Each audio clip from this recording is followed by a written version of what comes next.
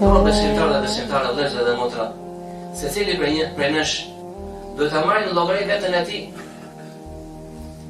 Ti bëj llogari vetes, veprave të tij. Ti bëj llogari fjalëve që thot, punëve të tij, veprimeve të tij. Çfarë ka lënë mangut, le ta veproj, qoftë dhe kaza. Dhe nëse i ka dalë koha, nëse është për punët të cilat bëhen kaza, ta veproj atë. Nëse ka dhënë diçka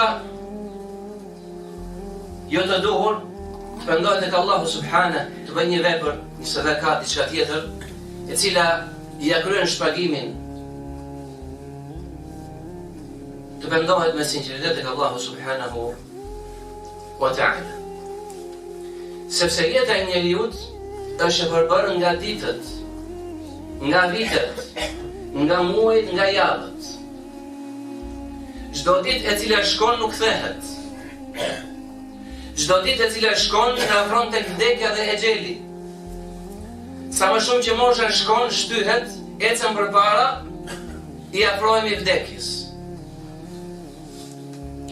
Sa më shumë që shkon një ditë, aq më shumë paksohet jeta jonë.